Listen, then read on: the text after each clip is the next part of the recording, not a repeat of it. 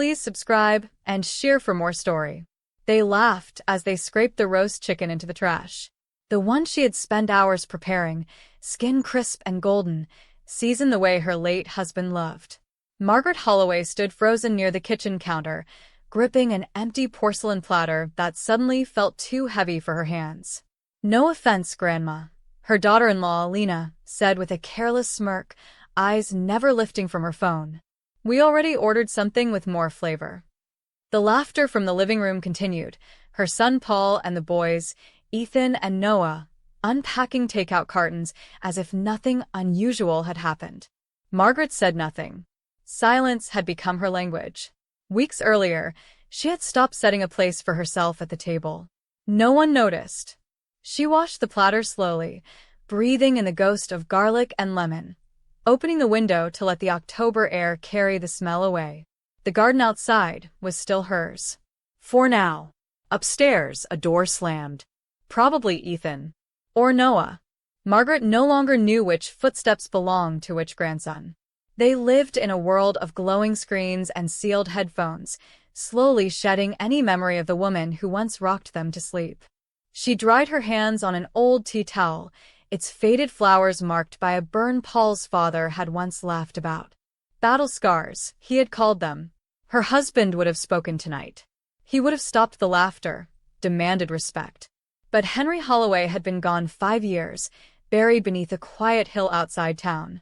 Margaret climbed the stairs alone. From the hallway, she heard Lena joke again about 1950s cooking. Paul chuckled softly, never defending her, never disagreeing.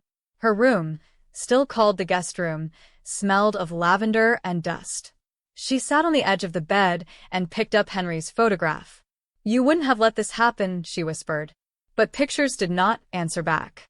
A new feeling stirred inside her, slow, steady, warming like embers beneath ash. Margaret rose and opened the bottom drawer of her dresser. Beneath folded sweaters lay a thick manila envelope untouched for years. Inside was the deed to the house. The one no one had ever asked about. The one she had never offered. They assumed the house belonged to Paul. Assumptions were comfortable, but they were not legal truth. That night, Margaret did not sleep. She sat by the window watching the porch light flicker, another thing Paul promised to fix and never did. At dawn, she dressed carefully, gray slacks, white blouse, blue cardigan Henry loved. She pinned her silver hair into a neat bun. Today, she would not look invisible. The house was quiet as she moved through it, handbag packed with documents and keys they didn't know she still kept. She paused at the dining table, littered with trash and soda cans, then left a short note on the fridge. "Out for the day. Don't wait up." She walked into the cool morning air without looking back. Margaret drove slowly through town, past the bakery where her order was once remembered, past the school where Paul scraped his knee as a boy. The lawyer's office sat above a shuttered pharmacy. She had made the appointment years earlier, after Henry's funeral, then never followed through. Back then, Paul had said, "Just until we get back on our feet." For years past, their feet never found the ground. The secretary greeted her warmly. "Mrs. Holloway, he's ready for you." Mr. Grant, older now, scanned the deed and nodded. "Still fully in your name." "They don't know that," Margaret said quietly. "They assume it's theirs." She folded her hands. "I want a formal eviction notice. 30 days. He hesitated. "This is family." Margaret met his gaze. "They laughed as they threw my dinner away." He nodded and began typing. Afterward, Margaret went to the bank. She closed the joint account Paul had insisted on. She opened a new one in her name alone. She changed her life insurance beneficiary to a local animal shelter Henry loved. By noon, rain began to fall. Papers signed, stamped, final. They would never see it coming. And that, she realized, was the saddest part. She remembered the first day she moved in.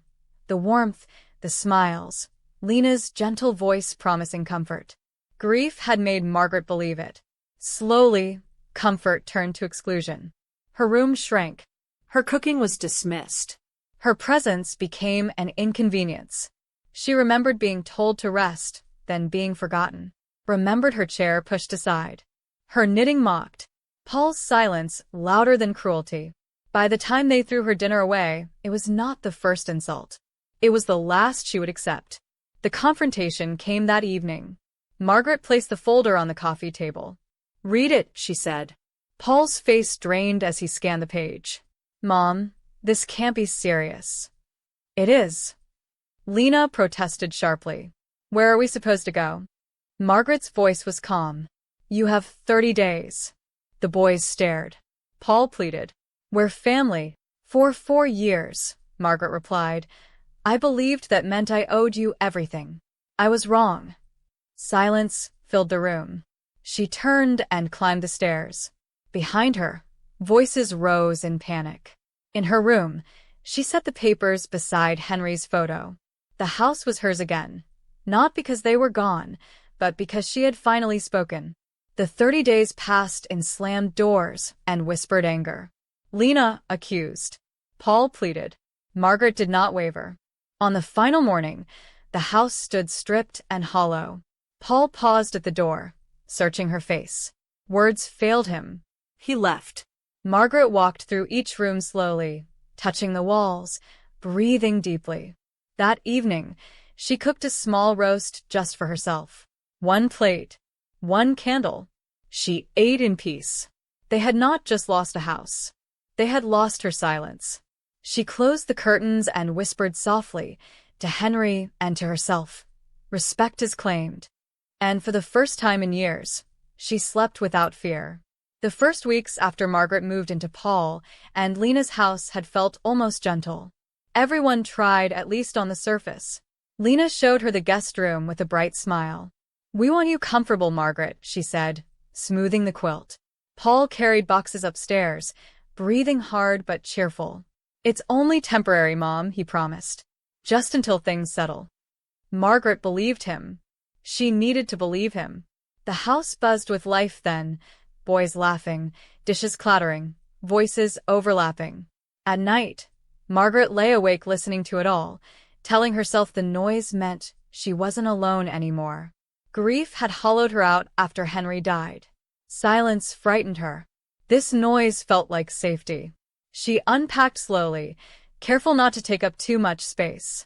She placed Henry's photo on the dresser and whispered, "We'll be all right." For a little while it almost felt true. But comfort began to sour in small, almost invisible ways. The lavender candles Lena had placed in the room disappeared within a week. Her knitted throw was moved to the living room, then buried under laundry. "We're all family," Lena said lightly whenever Margaret hesitated. Knocking stopped. Privacy thinned. At first, Margaret cooked dinners, filling the house with the smell of roasts and bread. Everyone praised her food. Then Lena started sighing. "It's heavy," she'd say. "Old-fashioned." Soon Margaret was told to rest while Lena handled meals. Takeout replaced home cooking. The boys stopped sitting at the table. They carried plates upstairs, laughing. Margaret ate alone more often, telling herself it didn't matter. She sat by the window with her tea, watching seasons change, shrinking quietly into the background. The exclusions multiplied. When Margaret mentioned church, Paul shook his head. "Too far, Mom." When she bought a new sweater, Lena muttered, "Waste of money." When she asked about a soccer game, Noah laughed. "You wouldn't get it, Grandma." Margaret noticed everything, the eye rolls, the sighs, the way conversations stopped when she entered a room. One evening, washing dishes, she caught her reflection in the dark window. She looked faded, like an old photograph. "They mean well," she told herself. "They're busy." She said it so often it became a prayer. But prayers unanswered still echo. The chair in the living room disappeared next. Margaret returned from the kitchen to find it shoved into a corner, replaced by laundry baskets. "Temporary," Paul said quickly. It never moved back. Her knitting basket was kicked aside. "Looks messy," Noah complained. Ethan laughed. "Feels like a retirement home." Margaret smiled weakly. Smiling hurt less than crying. What hurt most was Paul's silence. He never defended her, never corrected them. When Lena complained about her cooking, he chuckled. When the boys mocked her, He looked away. Absence, Margaret learned, could wound deeper than cruelty. She tried once more to belong.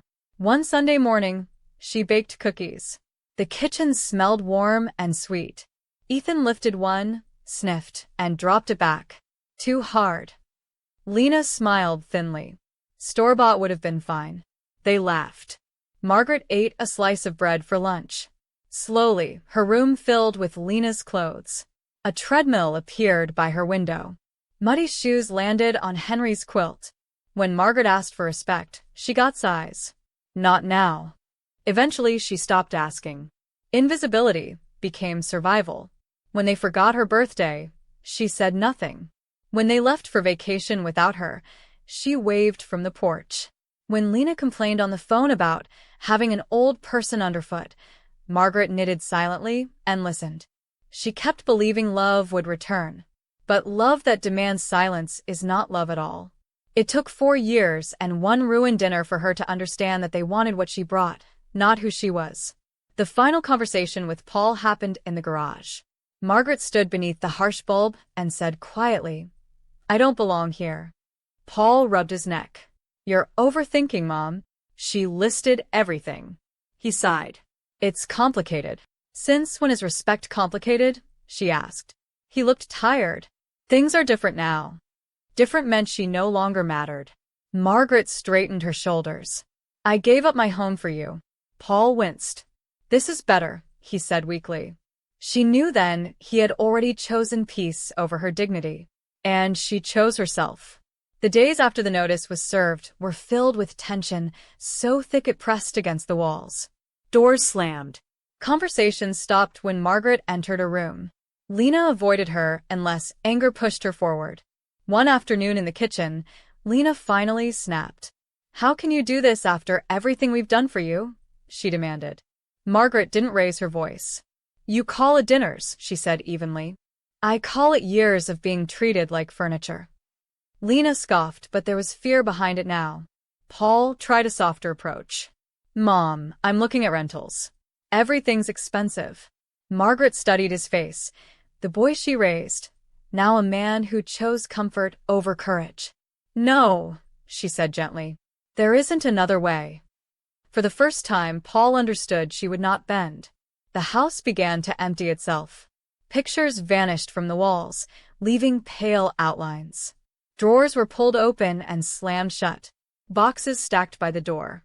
The boys moved through the house like strangers, quiet now, careful not to meet her eyes. Margaret sat at the kitchen table with her tea, watching. No anger. No triumph. Just stillness. This was not revenge. It was restoration. Every sound, the tape tearing, the truck backing up, felt final. When Paul carried the last box down the stairs, he paused, as if waiting for her to stop him. She didn't. On the 30th morning, the sky was gray and low. The moving truck idled in the driveway. Lena rushed past without a word. The boys followed, shoulders tight. Paul lingered at the doorway. He looked at Margaret, his mouth opening, closing. She saw the child he once was, the boy who held her hand too tightly after his father's funeral. But he said nothing. Silence had always been his choice. He lowered his eyes and stepped outside. The door closed softly behind him. The house exhaled. Margaret stood slowly and walked through each room. She touched the banister, the dining table, the window frame Henry once fixed. This was not an empty house. It was hers again. She found a forgotten soda can on the coffee table and carried it to the trash. The sound it made was small, but it felt complete. She opened the windows wide. Fresh air rushed in, carrying the scent of lilacs from the bush Henry planted years ago. That evening, Margaret cooked a small roast just for herself. 1 plate, 1 candle. She ate slowly, savoring each bite. They hadn't just lost a roof. They had lost her patience, her silence, her care. When the dishes were washed, she stood by the window and looked out at the calm street. They had laughed. They had made her invisible. But her answer had been written in ink and law, delivered with quiet dignity. She closed the curtains and whispered softly, "Respect is claimed." And for the first time in years, she slept without fear of being forgotten. In the weeks that followed, Margaret learned the sound of her house again. Not the noise of arguments or television, but the gentle creak of floors, the whisper of wind through open windows, the ticking clock in the hallway.